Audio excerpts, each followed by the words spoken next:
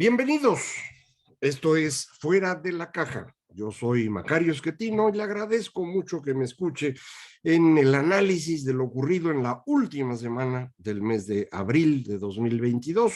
Semana termina el Día del Niño, sábado, es el día que estoy grabando para usted este comentario, pues que voy a concentrar esencialmente en lo que está ocurriendo con el señor presidente, que pues ya sabe usted, no le salieron sus cuentas, no pudo sacar adelante su reforma eléctrica, se le ocurrió hacer la del litio y demás, que no tiene importancia, pero inició un proceso de más polarización que está centrando alrededor de la idea de descalificar a sus adversarios, a sus opositores como traidores a la patria.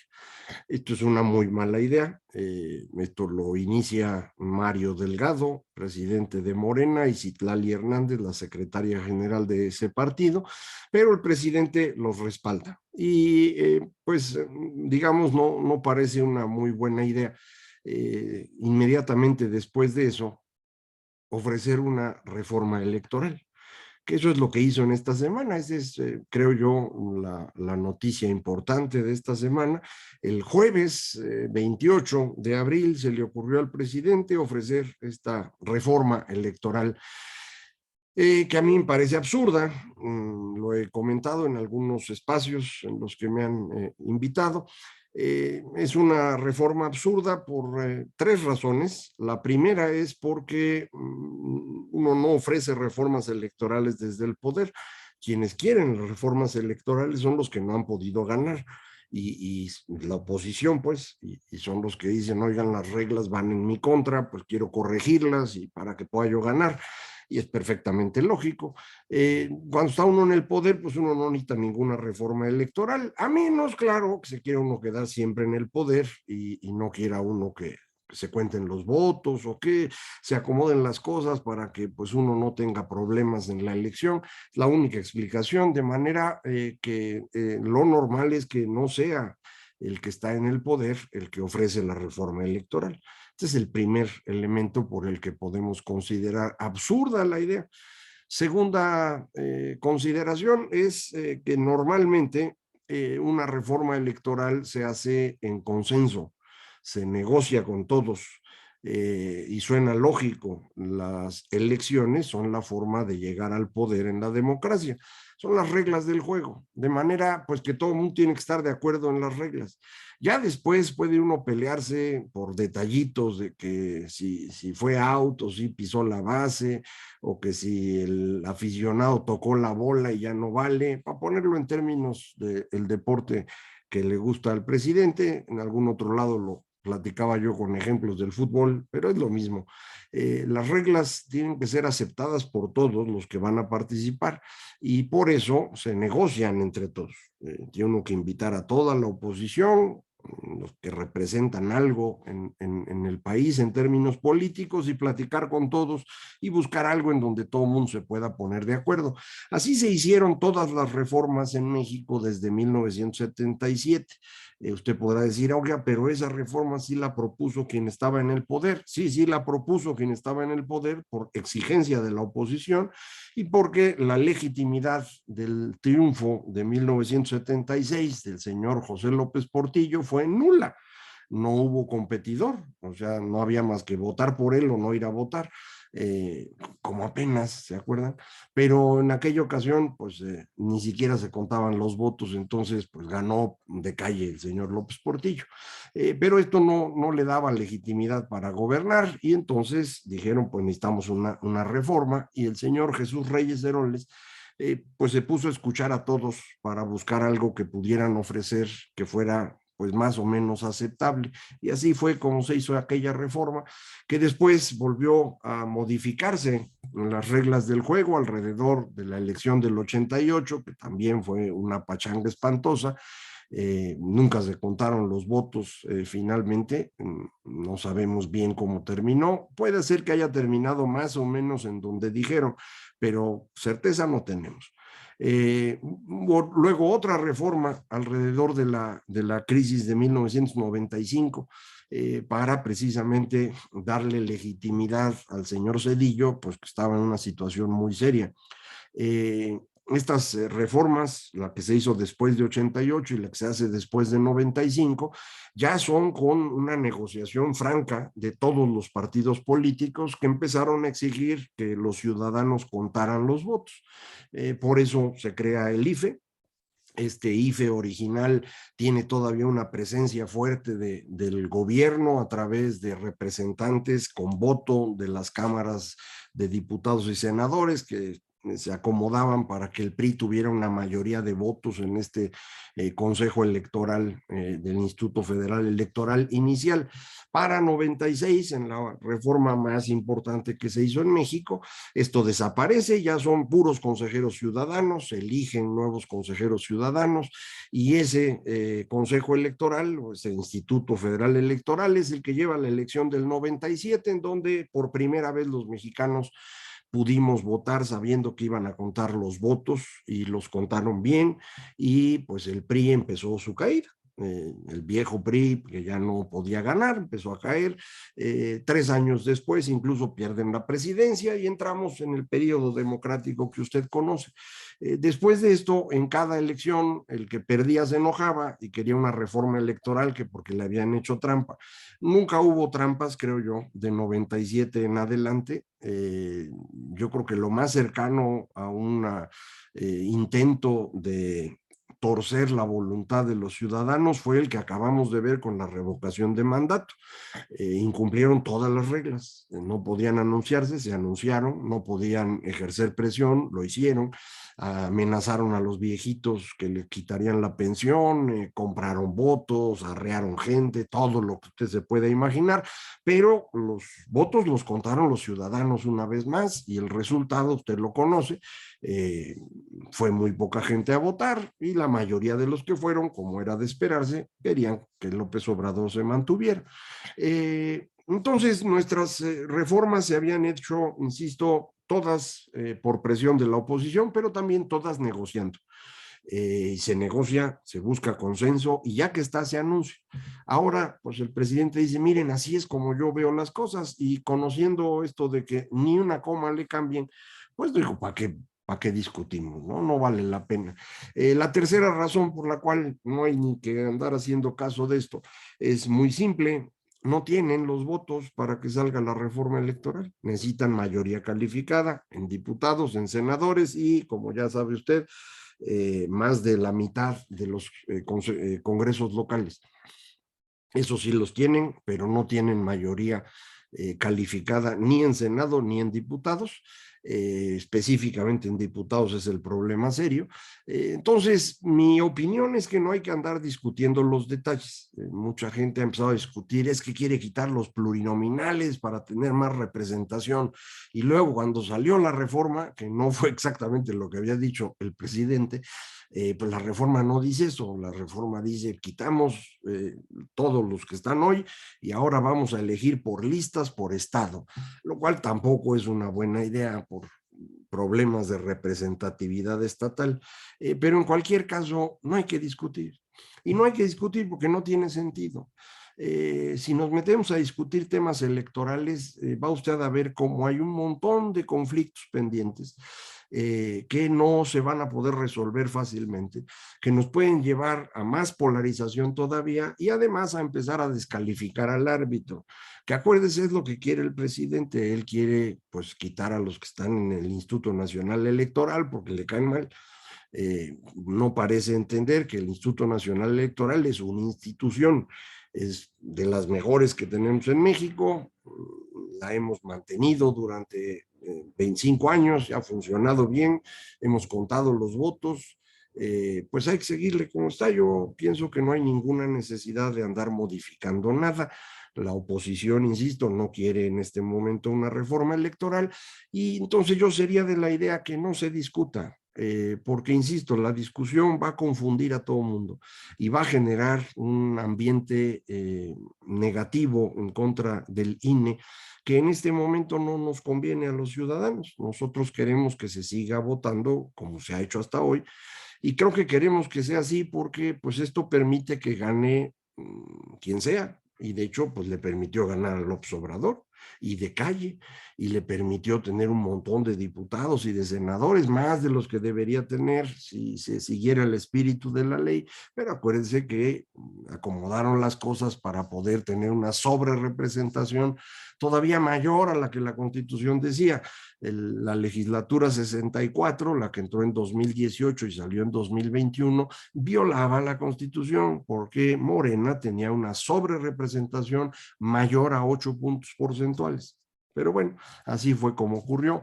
Ya tenemos hoy una representación en la Cámara de Diputados más cercana a lo que debería ser, pero pues con esta distribución de hoy de la Cámara de Diputados, Morena no tiene ni mayoría simple.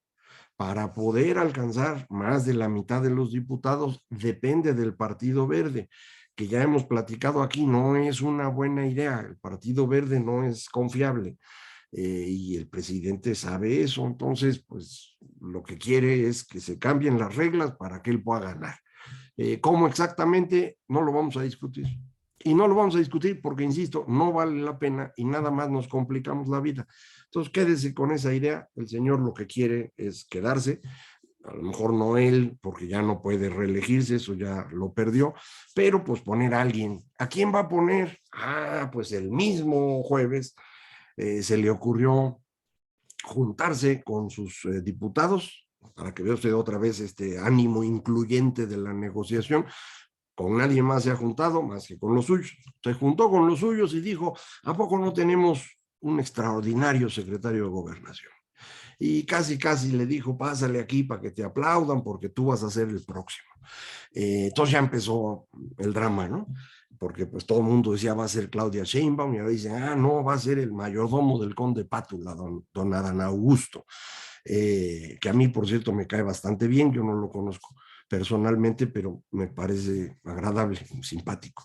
El secretario de Gobernación entonces lo convierte de pronto en un precandidato, digamos, y ya están todos discutiendo eso. Esto está muy mal, y está muy mal para el mismo señor López Obrador. Se ha estado equivocando una tras otra, tras otra. No debía haber destapado a Claudia Sheinbaum en la semana siguiente a la elección intermedia. Lo dijimos aquí, son 3 años, es dificilísimo aguantar un candidato 3 años, pero además va a ir desgastando el poder del presidente. Entonces, no tiene sentido, es algo que no debía haber hecho. Mucha gente dijo, no, es que mira, como él juega ajedrez de 8 dimensiones, la está lanzando para luego sustituirla. Y entonces unos dicen, la va a sustituir por Marcelo. Y luego ve uno cómo trata a Marcelo en las mañaneras y dice uno, yo no sé de dónde sacan esa creencia, pobrecito. Entonces cuando nombraron a Dan Augusto en gobernación, dijeron, ah, mira, va a ser su primo, su familiar, o su eh, compatriota, pues digamos, coterráneo. Eh, y ahora que lo acaba de anunciar, pues ahí está, ya ves, va a ser él. A ver, el problema aquí no es quién va a ser el candidato de Morena.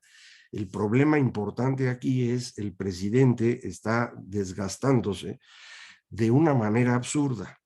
Así no es como funcionan los mecanismos de sucesión. Como usted sabe, el problema más complejo que tiene que resolver un régimen político, cualquiera que sea, es la sucesión. ¿Cómo sustituyes a una persona con poder por otra con poder? En los viejos tiempos, cuando había monarquías, esto se hacía a través de la dinastía. Para eso se inventó la dinastía, de hecho. Como no estaba fácil saber quién debería sustituir al rey, dijeron, bueno, vamos a establecer un procedimiento que tengan que ver con la sangre, porque ya ven, la familia fue seleccionada por Dios, traen sangre azul, el rollo este. Y así es como funcionó durante mucho tiempo, y los grandes problemas en los países ocurrían cuando un monarca no tenía sucesión. Esa era la razón por la cual los reyes estaban desesperados por tener hijos hombres, porque en la mayor parte de los países las mujeres no podían heredar el trono, Algunos no lo lograron y finalmente empezamos a tener reinas, varias de ellas muy exitosas, por razón obvia, ¿no? Pero el asunto es que en ese entonces no se permitía o no se quería. Las dinastías resuelven el problema sucesorio en la monarquía. En la democracia lo que resuelve el problema de la sucesión es la elección. La elección le da legitimidad a quien va a entrar y el que sale debe decir, pues estuve muy a gusto, ya me voy. Cuando el que sale no se quiere ir, el problema se pone serio. Lo que pasó en Estados Unidos con el señor Trump, que incluso intentó pues, dar un golpe de Estado, digámoslo así, no tuvo suficiente apoyo, acabó saliendo, pero pues puso en riesgo el funcionamiento de la democracia estadounidense. Fue un tema bastante serio. Aquí en México la democracia ha estado funcionando muy bien, el que pierde se va. Pero pues algunos que pierden no les gusta perder. ¿Se acuerda usted de López Obrador en 2006? Al día de hoy sigue diciendo que le hicieron fraude, nunca lo ha podido probar, no hubo fraude alguno. Cuando se volvieron a contar las casillas que ellos solicitaron que se contaran, acabó perdiendo votos él a favor de Calderón. Entonces, eso es un absurdo. Pero, ya ve usted, no quería dejar tomar posesión a Calderón, intentó todo. Eh, no le alcanzó su liderazgo autoritario para que hubiera, propiamente hablando, violencia, pero se quedaba muy cerquita. Entonces, el problema de sucesión, resolverlo, insisto, es el más complicado. ¿Cómo lo resolvió el PRI? Con un mecanismo que inventaron muy práctico, que era el juego del tapado. Para los jóvenes que no lo conocieron o para los viejitos que ya se les olvidó, este juego consistía en que varios de los miembros del gabinete presidencial se iban convirtiendo en precandidatos, en personas que podían ser seleccionadas por el presidente, que era el que iba a decir quién sería el bueno. El presidente fingía con todos, los 3, 4, 5 que estaban ahí, todo el mundo los quería. Pues un día les pedía, oye, invítame a tu casa, otro día lo llevaba a una inauguración, le pedía dar un discurso importantísimo, y entonces todo el mundo se iba moviendo para un lado y para el otro. Y esto le permitía al presidente en funciones mantener el poder todo el sexenio sin problema, porque en el momento que él decía el bueno es aquel, todo el mundo iba para allá y lo dejaban solito al presidente. El último año del presidente era horrible, pero pues era la manera de que esto funcionara más o menos bien. Así es como funcionaba y así pudo haber hecho el señor presidente López Obrador. Si tanto quiere regresar al viejo PRI del que fue parte, pues lo que debía haber hecho era nombrar a varios candidatos. Usted me va a decir, oiga, sí, nombró hasta Juan Ramón de la Fuente y no sé quién más. Sí, pero eso era una vacilada. Es decir, ya había decidido por Claudia, era clarísimo, lo había hecho evidente, al extremo de que pues, los demás los mencionó de relleno. El único de los mencionados que medio tenía oportunidad era Marcelo Ebrard, pero acuérdense, le cargó a él toda la tragedia de la línea 12 y lo ha continuado humillando todo el tiempo, así que tampoco era candidato. No incluyó a Monreal, que hubiera sido creíble, y creo que le hubiera ayudado a López Obrador poner a Monreal como precandidato, para que pues, notara aquí el conflicto entre los posibles precandidatos y él mantuviera el poder por encima de todos. No hizo así, fue Claudia. Y ahora, pues no funcionó Claudia, no está jalando esto, ya se le descompuso todo al presidente, su poder está cae y cae y cae, y ya se angustió y dice, pues ahora voy a poner otro. Pues esto va a ser peor, va a ser peor porque ahora los que ya estaban con Claudia ya se van a enojar contigo, López. Y los que están con Adán Augusto, pues no van a estar seguros de que realmente pueda ser el candidato. Y lo único claro es que el señor López Obrador, y aquí voy a tener que cambiar de opinión, yo estaba convencido y se lo había dicho a usted aquí, el señor López Obrador es muy limitado para muchas cosas, no sabe economía, no entiende cuestiones internacionales, entiende pocas cosas, pero yo estaba convencido que era muy bueno para el tema del poder, de la política. Eh, Todo indica que no es así, todo indica que eso tampoco lo entiende. Esto confirmaría mi hipótesis de que ganó en 2018 no porque haya sido un buen candidato o gran líder, mantenía sus 15 millones de votos como los que obtuvo en la consulta de revocación de mandato, y lo que le ayudó a ganar fue el apoyo de los privilegiados que perdieron sus privilegios con las reformas estructurales, es decir, los que he llamado damnificados de las reformas. Dueños de medios de comunicación que perdían muchísimo con las reformas y que dijeron, no manches, maestro, vamos a apoyar a López. Entonces, pues invítenlo a los noticieros, entrevístenlo por aquí, vean cómo ya es pragmático, vean cómo realmente se preocupa por los pobres.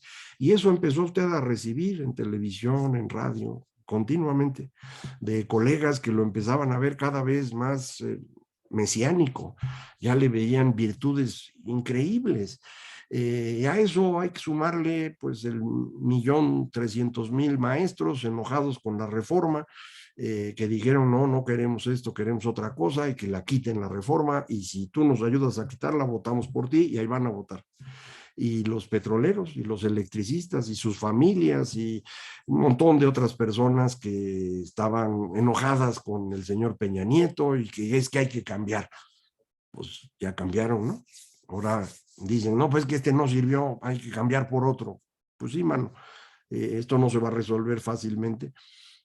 Yo estoy ya convencido que si la oposición se mantiene unida, derrota tranquilamente a Morena en el 24 y pues se van los de Morena. ¿Esto va a cambiar al país? No, no, vamos a entrar en una crisis fiscal, no sé si antes o después de la elección del 24, vamos a tener que corregir un montón de cosas que nos están dejando todas golpeadas hoy, y vamos a tener que hacerlo con los mismos de siempre, las mismas personas, los mexicanos, no hay otros, que son los que votaron por Peña Nieto y que votaron por López Obrador, ¿eh? Sí, tampoco digamos que nos podemos decir que somos unos genios para la votación. Te dirá, es que son los únicos candidatos que hay. Pues es posible, man, a lo mejor si queremos mejores candidatos habría que participar más, ¿no? En cualquier caso, la idea básica que creo que le puedo transmitir es el presidente está perdiendo poder muy rápido, no tiene ya control de lo que ocurre, está desesperado y está tomando cada vez decisiones peores. Vamos a ver cómo se acomodan las cosas en el futuro próximo. Yo creo que ya perdieron la elección del 24, salvo que ocurra algo especial, pero esto no garantiza que en el 25 ya este país sea maravilloso, ni mucho menos. Así que pues vamos a tener que seguirnos viendo aquí porque pues qué remedio, no hay manera de resolver estas cosas. Muchísimas gracias. Esto fue Fuera de la Caja.